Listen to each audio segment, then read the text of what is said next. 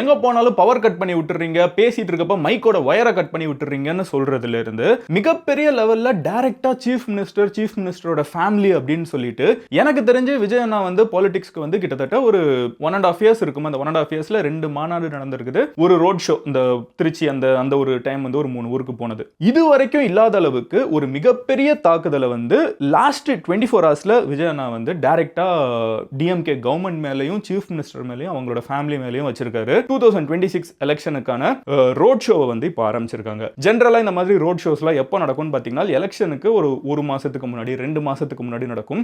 But இந்த முறை வந்து 2026 election is high stake election. இது ஆல்ரெடி நான் உங்ககிட்ட போன வாரமே இதை பத்தி பேசினப்போ சொன்னேன். High stake election. ஏடிஎம்கேவுக்கு யார் லீடர் அப்படிங்கிற ஒரு கொஸ்டின் இருக்குது. இப்போ எடப்பாடி பழனிசாமி அவர்கள் எக்ஸ் சீஃப் மினிஸ்டர் ப்ரூவ் பண்ண வேண்டிய ஒரு எலெக்ஷன். டிஎம்கே வந்து கன்சிக்யூட்டிவா 2 தடவை தமிழ்நாட்டில் ஒரு எலெக்ஷனை ஜெயிச்சதே கிடையாது. ஓவராலா ஒரு சீஃப் மினிஸ்டர் அந்த அசெம்பிளி எலெக்ஷன் வந்து ஜெயிச்சதே கிடையாது. ஸோ அவங்களுக்கு வந்து ஒரு டெஸ்ட் ஆஃப் டைம். அண்ட் மூணாவது வந்து பார்த்தீங்கன்னா விஜய் அண்ணா புதுசாக பாலிடிக்ஸ்குள்ள வராங்க. அவங்க வந்து ஒரு இம்பாக்டை கிரியேட் பண்ண முடியுமா முடியாதா, இதெல்லாம் ஓட்டா மாறுமா மாறாதா அப்படிங்கிற அவரே வந்து அதை பற்றி எல்லாம் கமெண்ட் பண்ணியிருக்காரு. ஸோ இது அவங்களுக்கு ஒரு பெரிய எலெக்ஷன். நாம் தமிழர் கட்சி வந்து 8% வரைக்கும் வந்திருக்காங்க. அதை தாண்டி போக முடியுமா, டபுள் டிஜிட் அவங்க தொற்றுவாங்களா இல்லை பின்னாடி போவாங்களா, அவங்களுக்கு இது ஒரு சேலஞ்ச். இந்த சைடு பிஎம்கேல லீடர்ஷிப் ஸ்ட்ரகிள், எல்லா இடத்துலையும் ஏகப்பட்ட பிரச்சனைகள் வந்து போயிட்டு இருக்கக்கூடிய high stake election. It's not regular election, it's high stake election. So இந்த ஹை ஸ்டேக் எலெக்ஷன்ல வந்து ரொம்ப சீக்கிரமாகவே எல்லாரும் கேம்பெயின் ஆரம்பிச்சிட்டாங்க. எந்த அளவுக்கு சீக்கிரம்னு பார்த்தீங்கன்னா ஏடிஎம்கே தான் ஃபர்ஸ்ட் இது ஆரம்பிக்கிறாங்க. அவங்க ஆல்ரெடி வந்து தமிழ்நாட்டில் பாதி ஊரை கவர் பண்ணிட்டாங்க. அவ்வளோ தூரம் அவங்க வந்து எடப்பாடி பழனிசாமி வந்து எக்ஸ் சீஃப் மினிஸ்டர் போய் எல்லா இடத்துலையும் பேசிட்டு இருக்காங்க. இப்போ அதை தொடர்ந்து இப்போ விஜய் வந்து அவங்களோட கேம்பெயின் ஆரம்பிச்சிருக்காங்க. அவங்க வந்து இன்னும் கொஞ்சம் டார்கெட்டடாக கொஞ்சம் ஜென்சியாக அவங்க என்ன பண்ணுறாங்கன்னா வீக்கெண்டு மட்டும். ஸோ வீக்கெண்ட் அப்படின்னு சொன்னால் சாட்டர்டே அப்படின்னா எல்லாருமே வீட்டில் இருப்பாங்க, கொஞ்சம் ரிலாக்ஸ்டாக இருக்க முடியும், வெளியே வந்து பார்க்க முடியும். ஸோ அதுக்கேற்ற மாதிரி பிளான் பண்ணலாம்னு சொல்லிட்டு எவ்ரி சாட்டர்டே தமிழ்நாட்டில் இருக்கக்கூடிய ஏதாவது ஒரு 2 டிஸ்ட்ரிக்ட் இல்லை 3 டிஸ்ட்ரிக்ட் அப்படின்னு சொல்லி போயிட்டு இருந்தாங்க. போன தடவை வந்து திருச்சி, அரியலூர், பெரம்பலூர்னு போயிருந்தாங்க. பெரம்பலூர்ல வந்து அவங்களால பேச முடியல, ஆல்ரெடி லேட் ஆயிடுச்சு, ஃபர்ஸ்ட் டைம் பவர் கட் அதுன்னு சொல்லி நிறைய குழப்பம். இந்த தடவை வந்து செகண்ட் வீக்கெண்ட் இது ஓகேவா. ஸோ செகண்ட் வீக்கெண்ட் அவங்க சூஸ் பண்ணியிருக்கிற ஊர் எதுன்னு பார்த்தீங்கன்னா ஒன்று நாகை, இன்னொன்று வந்து திருவாரூர் ஓகேவா. இதில் திருவாரூர் வந்து நான் ஸ்டார்டிங்ல சொன்ன மாதிரி டிஎம்கேவோட கோட்டை, ரூலிங் பார்ட்டியோட ஃபோர்ட்னா வந்து அது திருவாரூர் தான். 60 வருஷம் ஸ்ட்ரீக்கு, விச் இஸ் கிரேசி. எனக்கு தெரிஞ்சு இந்தியன் பாலிடிக்ஸில் ஒரு கான்ஸ்டிடியூவன்சியில் யார் அப்படி யோசிச்சு பார்க்க முடியும்னு தெரியல. கிரேசி ஸ்ட்ரீக் நம்பர் செக் பண்ணி பார்த்தப்போ. எனிவே இங்கே வந்து அவங்க பேச ஆரம்பிக்கிறப்ப ஃபர்ஸ்ட் எங்கே போகிறாங்கன்னு பார்த்தீங்கன்னா நாகை போகிறாங்க. ஸோ நாகையில் வந்து அவங்க ஃபர்ஸ்ட் ஆரம்பிக்கிறப்பமே என்ன சொல்கிறாங்களா, அங்கே ஒரு அண்ணா சிலை இருக்குது. அந்த அண்ணா சிலை கிட்ட தான் வந்து இவங்களோட மொத்த பேச வேண்டிய இடமும் இருக்குது. ஸோ அவங்களுக்கு அந்த டெய்லர் மேடாக ஒரு பஸ் இருக்குது. பஸ் மேலே ஏறி நின்றுட்டு அவங்க பேச ஆரம்பிக்கிறப்ப என்ன சொல்கிறாங்கன்னா, ஃபர்ஸ்ட் வந்து நாகைனாலே வந்து செக்யூலர் ஓகேவா. எல்லா மதத்தில் இருக்கிறவங்க, இஸ்லாமியர்கள் இருப்பாங்க, கிறிஸ்தவர்கள் இருப்பாங்க, ஹிந்துஸ் இருப்பாங்க, எல்லாரும் ஒன்னா சேர்ந்து இருக்கக்கூடிய ஒரு ஊரு.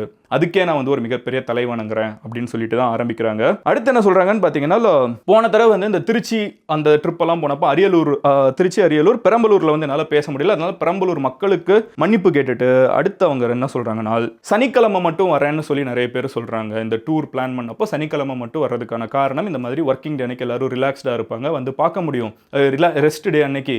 அது போக இன்னொரு விஷயம் என்னன்னா, அரசியலில் இருக்கிற நிறைய பேருக்கு ரெஸ்ட் கொடுக்கணும், அதனால தான் நாங்கள் ரெஸ்ட் டே அன்னைக்கு வரோம்னு சொல்லிட்டு ஒரு பஞ்சை ஸ்கோர் பண்ணிட்டு, உங்களுக்குலாம் என்ன பிரச்சனை, ஏன் எங்கேயுமே போக விட மாட்டேங்கிறீங்கன்னா டைரெக்டாகவே வந்து அவங்க ஊர் பிரச்சனையை பேசிட்டு அவங்க வர்றது. ஊர் பிரச்சனை அடுத்து சொல்கிறேன். முதல்ல இந்த டைரக்ட் இந்த இதை பார்க்குறது தான் நிறைய பேர் வீடியோக்குள்ள வந்திருப்பீங்க. ஸோ அந்த டைரக்ட் அட்டாக் மேட்டர் என்னன்னு பார்த்தீங்கன்னா, ஃபர்ஸ்ட் என்ன சொல்கிறாங்கன்னா, எங்கே போகிறதுக்கும் பர்மிஷன் கிடையாது, இது பேசக்கூடாது அதை பேசக்கூடாதுன்னு பேசுறதுக்கும் பர்மிஷன் கிடையாது, பேசலாம் அப்படின்னு சொல்லிட்டு கொடுக்குறதே வந்து ஒரு 3 நிமிஷம் தான். அந்த 3 நிமிஷத்துலேயும் இதை பேசக்கூடாது அதை பேசக்கூடாது, இங்கே போகக்கூடாது அங்கே போகக்கூடாது, பஸ்ஸுக்குள்ளே இருந்து எந்திரிச்சு நின்றக்கூடாது, பஸ்ஸுக்குள்ளே உட்காந்துக்கிட்டே தான் போகணும், கையை இதுக்கு மேலே தூக்கக்கூடாது அப்படின்னு சொல்லிட்டு வித்தியாசமான ரூல்ஸ் எல்லாம் போட்டு இவ்வளோ கெடுபிடி பண்ணிட்டு இருக்கீங்க.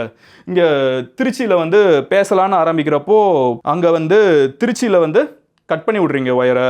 அரியலூரில் பேசலான்னு பார்த்தா அரியலூருக்குள்ள உள்ள ஊருக்குள்ளே போகிறப்பமே அரியலூர் ஃபுல்லாக பவரை கட் பண்ணி விட்றீங்க, ஒரு பஸ்ஸை விட்டு வெளியே வரக்கூடாதுங்கிறீங்க. அண்ட் இவ்வளோ வந்து ஏன் இப்படி பயப்படுறீங்க, மிரட்ட பார்க்குறீங்களா? விஜய் அதுக்கான ஆள் கிடையாது. அண்ட் இதெல்லாம் செம்ம காமெடியாக இருக்குது பார்க்குறதுக்கு. நான் கூட பாலிடிக்ஸ்னா என்னெல்லாமோ பண்ணுவாங்கன்னு யோசிச்சேன். இந்த மாதிரி வந்து பண்ணிருக்காங்க, இது செம்ம காமெடியாக இருக்குது அப்படின்னு சொல்லிட்டு டேரெக்டாக ஃபுல்லாகவே அட்டாக்குங்கிற மோடில் தான் பேசிகிட்டு இருக்காங்க. வீடியோ என்ன சடனாக நின்றுச்சுன்னு யோசிக்காதீங்க, இதுவும் நம்ம சேனல் தான். பட் இது மதன் கௌரி கிளிப்ஸ், ஒரு பெரிய வீடியோவோட முக்கியமான போர்ஷன்ஸை மட்டும் கட் பண்ணி போஸ்ட் பண்ணுற சேனல். நீங்கள் ஃபுல் வீடியோவை பார்க்கணும்னு நினச்சிங்கன்னா இங்கே இருக்கிற கார்டை கிளிக் பண்ணலாம். ஆர் கீழே இருக்கக்கூடிய கமெண்ட் செக்ஷனில் லிங்க்கும் இருக்கும், டிஸ்கிரிப்ஷன்லேயும் லிங்க் இருக்கும், அதையும் கிளிக் பண்ணி மெயின் சேனலில் ஃபுல் வீடியோ பார்க்கலாம்.